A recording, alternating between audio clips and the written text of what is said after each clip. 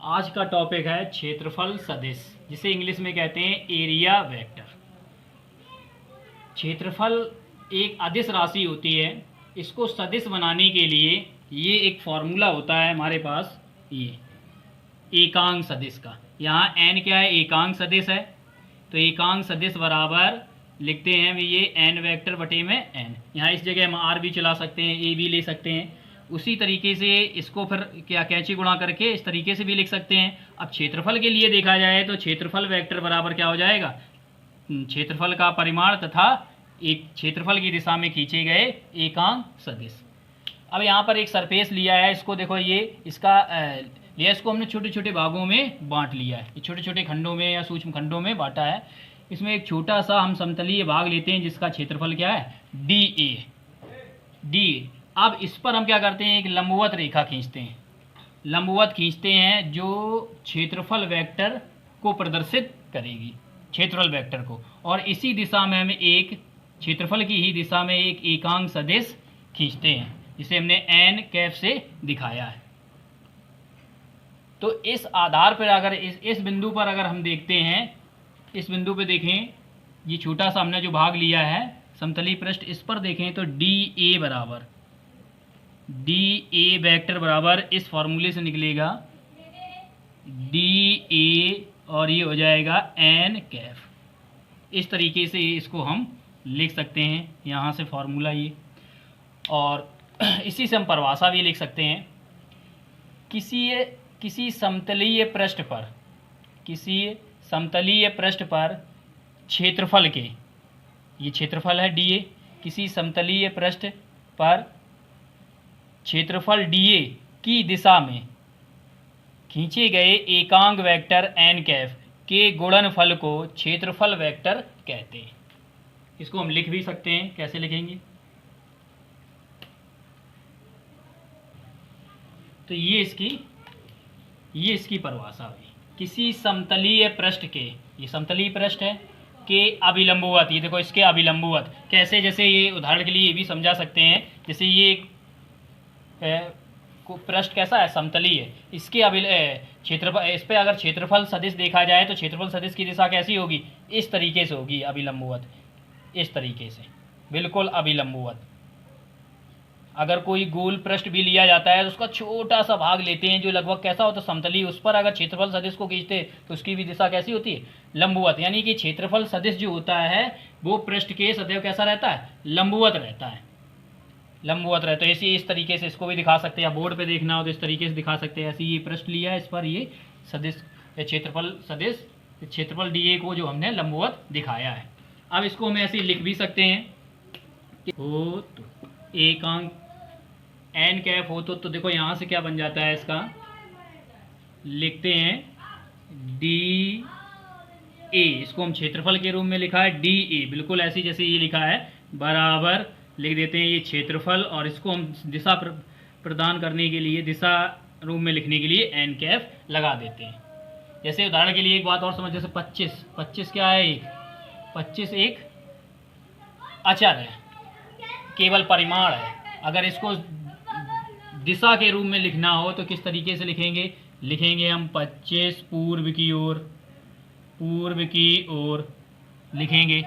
तभी दिखाने के लिए 3 सदिश का प्रयोग करते हैं, ये एक्स अक्ष पर, ये वाई जेड। एक्स अक्ष पर हम आई कैप को, वाई पर जे कैप को, और जेड पर के कैप को दर्शाते हैं। इस तरीके से इनका प्रयोग करते हैं। अगर हम ऐसे लिख देते हैं 25 आई कैप, तो ये एक सदिश है और इसकी दिशा क्या है, एक्स अक्ष के अनुदिश है। यानी 25 जो भी परिमाण होगा, मीटर सेंटीमीटर जो भी हो, सेंटीमीटर जैसे है, मिलीमीटर है, 25 मिलीमीटर एक्स अक्ष के अनुदिश दूरी हो गई। तो इस तरीके से ये क्षेत्रफल सदिश होता है, ये इसकी परिभाषा इसी से लिखी जाती है। क्षेत्रफल सदिश हमेशा पृष्ठ के कैसा होता है, लंबवत होता है। अब इसके बाद पढ़ते हैं घन कोण। घन कोण को पढ़ने के लिए, घन कोण क्या होता है, घन मतलब क्या है, एक ऐसी आकृति ली जाती है जो क्या हो, ठोस आकृति हो, जो जिसका आयतन हो, यानी कि लंबाई चौड़ाई ऊंचाई तीनों चीज़ें हों, एक ऐसी आकृति लेते हैं। इसके पहले जो पढ़ा है हमने समतलीय, एक कुछ थोड़ा जानकारी कर लेते हैं, पिछली क्लासों में पढ़ा भी है कि समतलीय कोण क्या होता है। घनकोण को समझने से पहले इसको समझते हैं। समतलीय कोण, प्लेन एंगल, इसको इंग्लिश में कहते हैं प्लेन एंगल। ये मैथ में पढ़ा होगा पिछली क्लासों में। तो समतलीय कोण क्या होता है?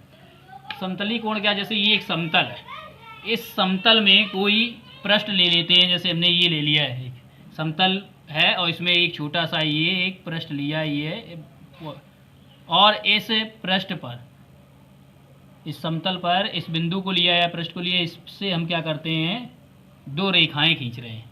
एक रेखा ये इस दिशा में खींच दी और एक इस दिशा में।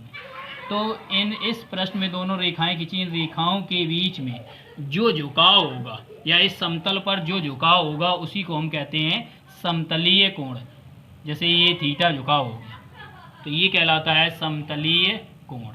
अब ये समतलीय कोण कहलाता है, इस तरीके से ये हमने बना लिया समतल थीटा बराबर। तो यहाँ से इसका फॉर्मूला भी बन जाता है कोण बराबर, पढ़ा होगा, या समतलीय कोण बराबर लिख सकते हैं पूरा, समतलीय कोण थीटा बराबर, ये सामने वाला जो दूरी होती है ये सामने, इसे कहते हैं चाप। तो कोण बराबर चाप बटे में त्रिज्या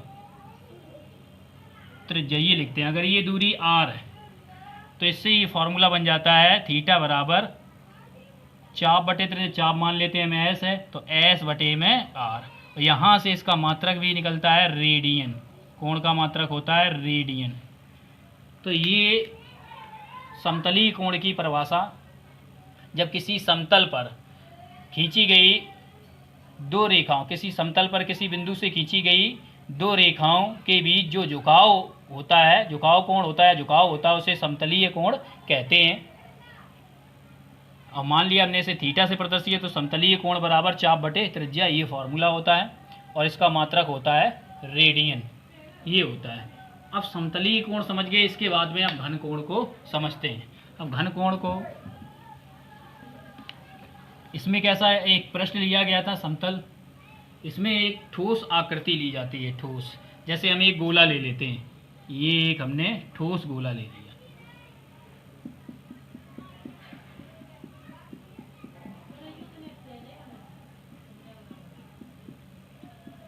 ये एक ठोस गोला,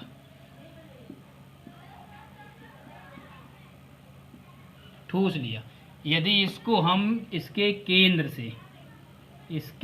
से इस गोले की त्रिज्या मान लेते हैं, इस गोले की जो त्रिज्या है ये स्मॉल r, इसके केंद्र O से इसको हम काट लेते हैं। इस तरीके से हमने इसको काट लिया, इतने भाग को काट लेते हैं। जब काटने पर ये जो कोण बनता है यही कोण होता है घन कोण कहलाता है। और ये जितना भाग काटा गया इसका क्षेत्रफल, ये छोटा क्षेत्रफल होता है, सोच मान लिया DA, क्षेत्रफल DA, और इसकी त्रिज्या क्या है R है। इसको काटेंगे और काटने पर इसके केंद्र पर जो कोण बनेगा वही होता है घन कोण। इसे हम d ओमेगा से प्रदर्शित करते हैं। तो हम परिभाषा भी इसकी लिख सकते हैं। परिभाषा किस तरीके से इसकी लिखी जा सकती है, किसी गोलीय पृष्ठ से काटे गए सूक्ष्म खंड द्वारा केंद्र पर आंतरिक कोण को या बनाए गए कोण को घन कोण कहते हैं। इसे d ओमेगा से प्रदर्शित करते हैं, d ओमेगा से प्रदर्शित करते हैं। इसका फॉर्मूला देखो बन जाता है, परिभाषा लिख लेते हैं इसकी। तो ये इसकी परिभाषा है, ठीक है, जो भी समझाई थी। किसी गोलीय पृष्ठ के सूक्ष्म खंड द्वारा उसके केंद्र पर बनाए गए कोण या आंतरिक कोण को घन कोण कहते हैं। इसे d ओमेगा से प्रदर्शित करते हैं। अब इसका फॉर्मूला बनता है, फॉर्मूला क्या बनता है, d ओमेगा से प्रदर्शित करते हैं, लिख सकते हैं इसको भी, यदि गोलीय पृष्ठ की त्रिज्या, गोलीय पृष्ठ की त्रिज्या स्मॉल आर तथा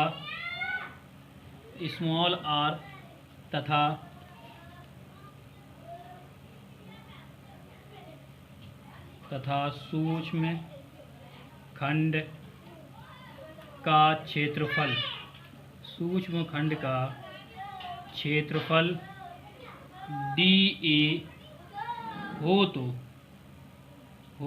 तो गोले के गोलीय पृष्ठ के केंद्र पर आंतरिक घन कोण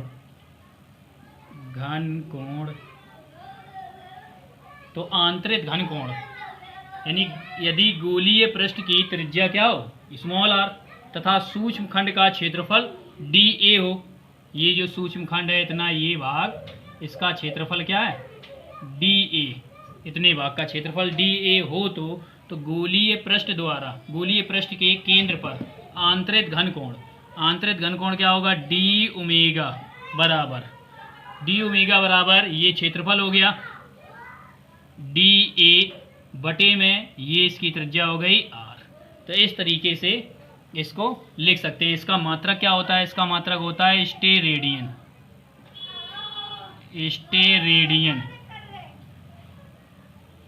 मात्रक स्टेरेडियन। अब इसी में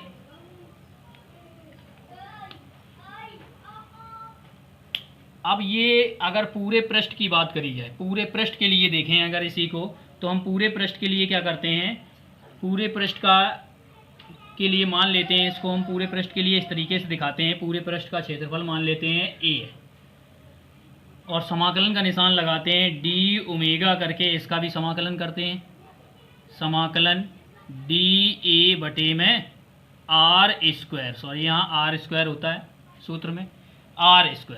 इसको अगर हम हल करेंगे तो यहाँ 1 और डी ओमेगा के सापेक्ष इसका समाकलन करेंगे तो इसका आएगा ओमेगा और यहाँ पर क्या आएगा 1/r को बाहर करके ये समाकलन dA, समाकलन मतलब ये पूरे पृष्ठ के लिए। अब पूरे पृष्ठ के लिए क्षेत्रफल क्या है, पूरे पृष्ठ का क्षेत्रफल A और पूरे पृष्ठ का क्षेत्रफल ये है, और पृष्ठीय क्षेत्रफल क्या होता है, गोले का क्षेत्रफल देखा जाए तो इसका होता है 4πr², ये सूत्र होता है। तो इसकी जगह हम लिख सकते हैं, ये लिखेंगे तो क्या मिलेगा 1/r² गुणा dA की जगह लिखेंगे 4πr²।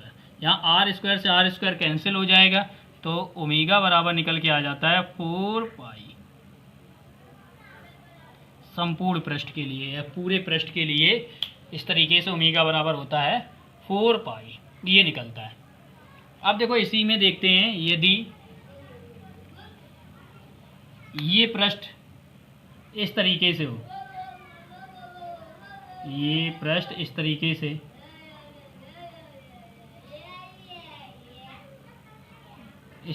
लिए तो इसका क्षेत्रफल, अब इस पे क्षेत्रफल सदिश देखें इस पृष्ठ, तो ये क्षेत्रफल सदिश कैसा होगा, इस पर क्षेत्रफल वेक्टर लंबवत होगा, तो लंबवत इस बिंदु पर खींचेंगे, इस तरीके से इसकी दिशा होगी क्षेत्रफल वेक्टर की dA, और इसी दिशा में इसका एकांक सदिश भी होगा n। अब देखते हैं, तो अब इसका फॉर्मूला क्या बनता है, यही डी ओमेगा बराबर जो, तब फॉर्मूला हम लिखते हैं डी ओमेगा बराबर, यहाँ ये dA की जगह लिखा जाता है dA वेक्टर बटे में r², मात्रक स्टेरेडियन।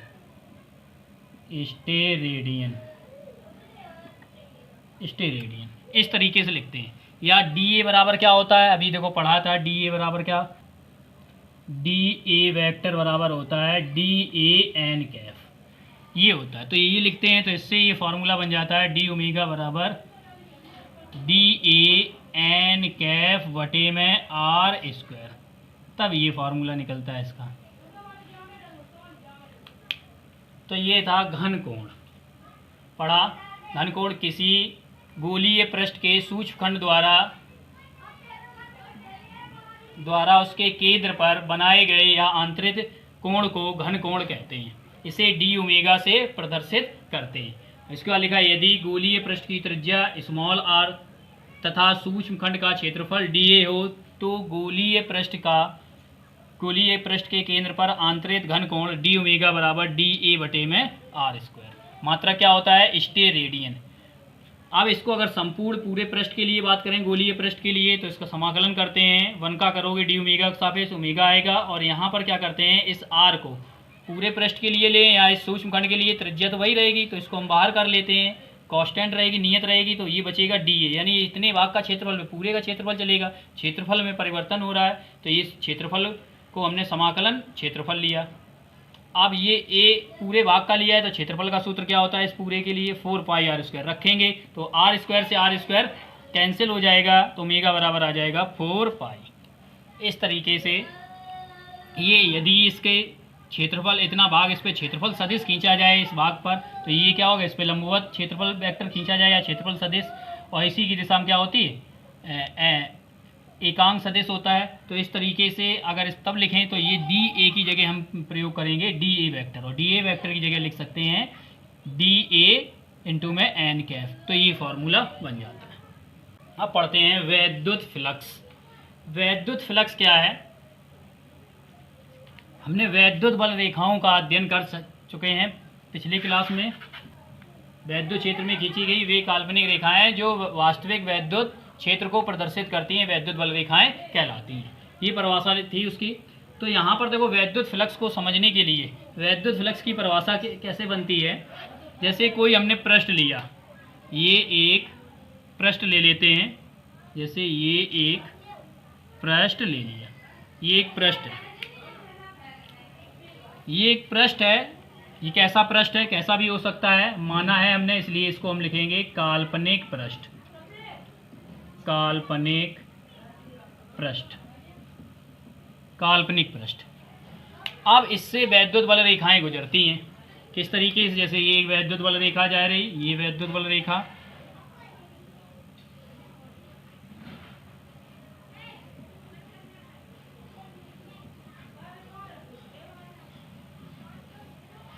इस तरीके से वैद्युत बल रेखाएं ये गुजरती हैं इसके पृष्ठ। हम इस पृष्ठ पर एक सूक्ष्म भाग ले लेते हैं, छोटा सा भाग ले लेते हैं। जैसे हमने इस पर ले लिया, ये छोटा सा भाग ले लिया, ये इतना भाग, ये छोटा सा भाग ले लिया। इसका क्षेत्रफल जो देखा जाए तो डी ए, क्षेत्रफल डी है इस छोटे से भाग का। अब इस छोटे से भाग को लिया है, इस पर अगर क्षेत्रफल सदिश खींचे, अगर हम इस छोटे से भाग को लिया है, इस तरीके से मान लेते हैं, थोड़ा बड़ा कर लेते हैं समझ में आए। जैसे ये लिया हमने, इस छोटे से भाग का क्षेत्रफल क्या है? डी है। इसका अगर क्षेत्रफल सदिश खींचें तो इस तरीके से ये है, इस तरीके से है, इस तरीके से लिया गया। अब इसका क्षेत्रफल सदिश खींचेंगे तो ये इस तरीके से इस पर क्या होगा? लंबवत होगा, इस तरीके से लंबवत होगा, इस तरीके से है ये। तो इस पर क्षेत्रफल सदिश क्या होगा इसका? ये इस तरीके से, ये क्षेत्रफल सदिश डी ए, ये क्षेत्रफल सदिश, ये वैद्युत क्षेत्र की दिशा है, यानी वैद्युत क्षेत्र, वैद्युत बल रेखाएं गुजर रही है तो वैद्युत क्षेत्र की दिशा है। अब इनके बीच मान लेते हैं कोण बन रहा है थीटा। इनके बीच कोण क्या बन रहा है? इनके बीच जो कोण बन रहा है ये थीटा कोण है। थीटा कोण बन रहा है तो ये इसको लिखते कैसे हैं, परिभाषा कैसे इसकी बनती है? इसी से बनती है। देखिए छोटा सा भाग लिया, इससे एक वैद्युत बल रेखा गुजर रही है। इसी के कारण इस क्षेत्र में क्या होगा? वैद्युत क्षेत्र उत्पन्न होगा, वैद्युत क्षेत्र होगा। और वैद्युत क्षेत्र यानी किसके कारण होगा? क्षेत्रफल के कारण होगा। तो इससे इसका फॉर्मूला भी बन जाता है, फॉर्मूला बनता है इसका ई, यानी कि जो जितनी वैद्युत बल रेखाएं गुजर रही हैं वो, और कितने भाग से गुजर रही हैं उसका क्षेत्रफल क्या है? D A. ये इस तरीके से बन जा। अब इसमें दिशा देखिए, क्षेत्रफल इसको देखा जाता है वैद्युत क्षेत्र की दिशा ई, और ये क्षेत्रफल वेक्टर भी लिया जाता है। तो इस तरीके से वेक्टर में लिख के दोनों को लिख लेते हैं, और ये इस वैद्युत फ्लक्स को हम फाई ई से डिनोट करते हैं। तो फाई ई बराबर ये फार्मूला बन जाता है। अब इसकी परिभाषा भी आसानी से लिख सकते हैं हम। कैसे लिखते हैं? किसी काल्पनिक पृष्ठ से, ये काल्पनिक पृष्ठ माना, किसी काल्पनिक पृष्ठ से ये वैद्युत बल रेखाएं गुजर रही हैं, तो हम लिखते हैं किसी काल्पनिक पृष्ठ से गुजरने वाली वैद्युत बल रेखाओं की संख्या की माप को, मापते हैं इनकी संख्या कितनी है, माप को वैद्युत फ्लक्स कहते हैं। उस पृष्ठ का वैद्युत फ्लक्स कहते हैं। इसे फाई ई से प्रदर्शित करते हैं। फिर से देखो एक बार परिभाषा समझ लेते हैं। किसी काल्पनिक पृष्ठ से गुजरने वाली वैद्युत बल रेखाओं की संख्या की माप को उस पृष्ठ का वैद्युत फ्लक्स कहते हैं। इसे फाई ई से प्रदर्शित करते हैं। फाई ई बराबर ई वेक्टर इंटू में डी ए, ये सूत्र बनता है इसका। तो परिभाषा लिखना चाहें तो यहाँ लिख सकते हैं, लिख लेते हैं परिभाषा। किसी, तो ये थी इसकी परिभाषा। देखो क्या, किसी वैद्युत क्षेत्र में काल्पनिक पृष्ठ से गुजरने वाली वैद्युत बल रेखाओं की संख्या की माप को उस पृष्ठ का वैद्युत फ्लक्स कहते हैं। इसे फाई ई से प्रदर्शित करते हैं। यदि पृष्ठ का क्षेत्रफल सदिश डी ए वेक्टर तथा उस पृष्ठ से गुजरने वाली वैद्युत बल रेखाओं की वैद्युत क्षेत्र की तीव्रता क्या हो, वेक्टर ई हो, तो वैद्युत फ्लक्स क्या हो जाता, तो वैद्युत फ्लक्स का सूत्र बनेगा फाई ई बराबर वैद्युत क्षेत्र की तीव्रता है ई वेक्टर और क्षेत्रफल सदिश है डी ए वेक्टर, ये बनता। अब इसी को अगर हम लिखें तो देखो फर्स्ट ईयर क्लास में पढ़ चुके हैं कि ए वेक्टर डॉट बी वेक्टर बराबर क्या होता है, ए बी कॉस थीटा। सदिश वाले चैप्टर में ये पढ़ रखा है। तो वहाँ से ये फाई ई बराबर क्या बन जाएगा, दोनों के वेक्टर हटेंगे तो ई डी ए, कोण क्या है इनके बीच, थीटा है, तो ये हो जाएगा कॉस थीटा। ये इसका फार्मूला बन जाएगा। इस भाग का, इतने से भाग का निकाल रहे हैं पहले, ये छोटे से भाग का ये फार्मूला बनेगा। यहाँ से अगर इसका मात्रक देखा जाए तो क्या, वैद्युत क्षेत्र की तीव्रता का मात्रक क्या होता है, न्यूटन प्रति कूलाम, और क्षेत्रफल का मात्रक होता है मीटर स्क्वायर। तो मात्रक इसका बन जाता है न्यूटन इंटू मीटर स्क्वायर प्रति कूलाम, मात्रक ये बन जाता है। अगर संपूर्ण पृष्ठ के लिए बात करें, संपूर्ण के लिए देखो यहाँ देखते हैं, संपूर्ण पृष्ठ के लिए, अब संपूर्ण पृष्ठ के लिए बात करते हैं। मान लो ये इस पृष्ठ, ये जो पृष्ठ लिया इसका क्षेत्रफल क्या है, ए है, क्षेत्रफल ए है, तो क्या हो जाए, वैद्युत क्षेत्र की तीव्रता तो वही रहेगी। इस बिंदु पे देखोगे चाहे इधर देखोगे, जहाँ भी होगी वैद्युत क्षेत्र की तीव्रता क्या रहेगी, वैद्युत बल रेखाओं की संख्या पर निर्भर करती है वो। तो वैद्युत क्षेत्र की तीव्रता क्या मानी पूरे की, ई। तो इसका फार्मूला संपूर्ण पृष्ठ के लिए निकलेगा ई फाई ई बराबर ई इंटू में ए कॉस थीटा। इस तरीके से लिख सकते हैं। संपूर्ण के लिए क्षेत्रफल चलाएंगे यहाँ पर ए, ये तो इसका मात्रक ये हो गया न्यूटन इंटू मीटर स्क्वायर प्रति कूलाम। ऐसे लिख सकते हैं इसको, न्यूटन इंटू मीटर स्क्वायर प्रति कूलाम। ये परिभाषा बनी, ये सूत्र। अब इसकी स्थितियां बनती हैं कुछ, क्या स्थितियां बनती हैं उनको देखें। पहली स्थिति ये बनती है, यदि वैद्युत बल रेखाएं किसी पृष्ठ के लंबवत गुजरें। लंबवत मतलब कि जैसे ये एक हमने पृष्ठ लिया, ये बनाया, ये एक पृष्ठ है। अब इससे वैद्युत बल रेखाएं गुजर रही हैं किस तरीके से, लंबवत, इस तरीके से गुजर रही हैं।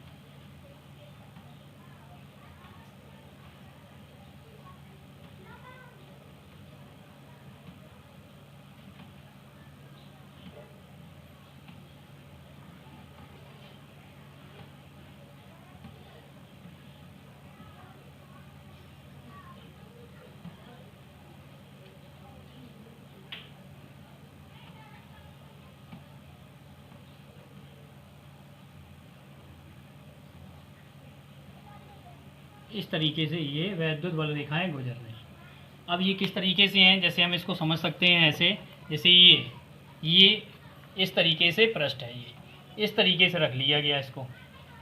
अब इससे ये वैद्युत बल रेखाएं गुजर रही हैं इस तरीके से, नीचे से ऊपर की ओर, ऐसी नीचे से ऊपर की ओर गुजर रही हैं इस तरीके से।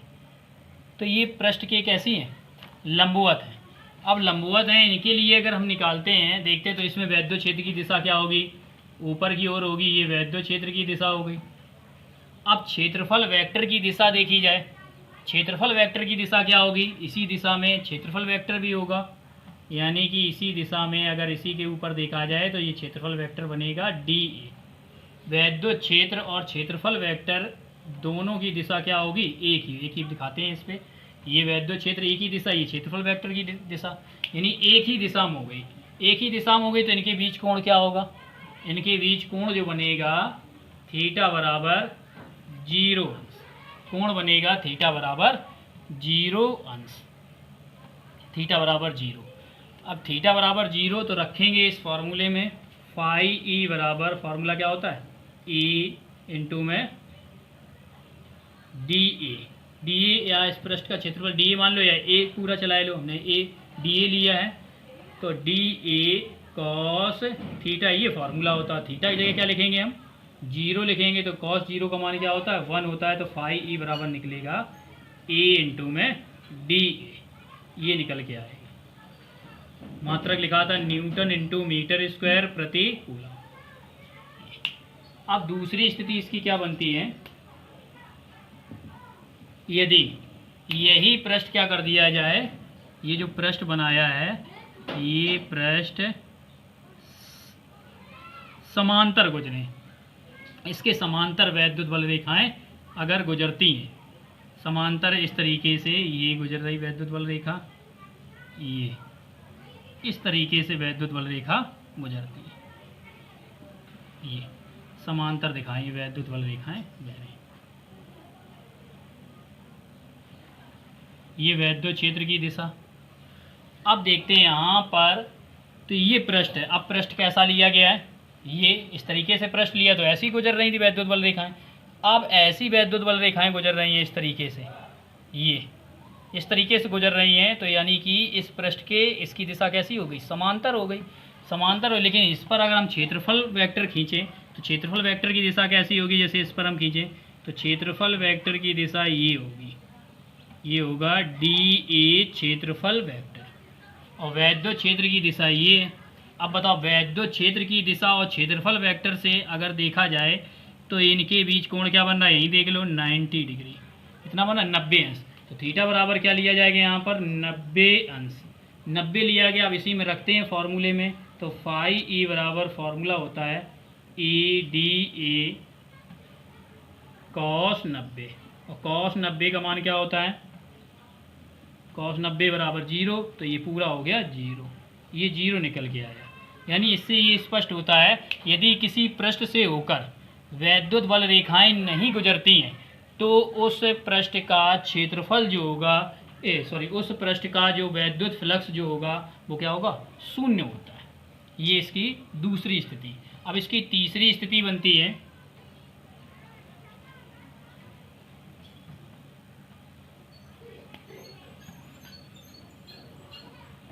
तीसरी स्थिति के लिए फार्मूला बन जाए, यदि थीटा कोण बनाते हुए गुजरे, अगर ये वैद्युत फ्लक्स, यदि वैद्युत क्षेत्र रेखाएं इसके साथ थीटा कोण बनाते हुए गुजरे तो 90 कितने थीटा कोण बनेगा, तो यहाँ थीटा चलेगा, ये तो पहले ही निकाल चुके हैं। तो ये थी दो इसकी स्थितियाँ। सबसे पहले देखते हैं इसका मात्रक। मात्रक क्या होता है, फॉर्मूले से निकाल सकते हैं मात्रक। फाई ई बराबर फार्मूला क्या था, ई इंटू में डी ए, ये फार्मूला था इसका। कॉस थीटा भी लिखते हैं। अब इसी से मात्रक निकालते हैं, तो इसका मात्रक क्या बनेगा, यहाँ से इसका मात्रक बनेगा न्यूटन बटे में कूलाम, न्यूटन प्रति कूलाम। वैद्युत क्षेत्र की तीव्रता का मात्रक गुणे इसका मात्रक होता है मीटर, क्षेत्रफल का मीटर स्क्वायर। तो ये मात्रक इसका निकल के आ जाता है न्यूटन इंटू मीटर स्क्वायर प्रति कूलाम। अब विमा भी निकाल लेते हैं इसकी, विमीय सूत्र। तो विमीय सूत्र क्या हो गया, इसी से निकालते हैं। अब न्यूटन जिसका मात्रक होता है उसका विमीय सूत्र होता है एम एल, यानी न्यूटन किसका मात्रक, बल का विमीय सूत्र होता है एम एल टी माइनस 2, ये बल का विमीय सूत्र। और जिसका मात्रक मीटर उसका विमीय सूत्र होता है एल, और घात लगी है 2 लगा दो, और ये कूलाम। कूलाम आवेश का मात्रक है, और आवेश की विमा होती है ए इंटू में टी, ए टी। तो इसका विमीय सूत्र निकल के आ जाता है यहाँ से, एम ऐसे ही रहेगा, एल की घात 2 और एक घात ये कितनी बन जाएंगी 3। यहाँ टी की घात -2 पहले से एक ऊपर जाएगी तो ये और माइनस की हो जाएगी, तो टी की घात -3। और यहाँ ए ऊपर जाएगा तो ए क्या हो जाए, ए की पावर 1 है, ऊपर जाएगी तो माइनस की बन जाएगी, ए माइनस। ये इसका विमीय सूत्र।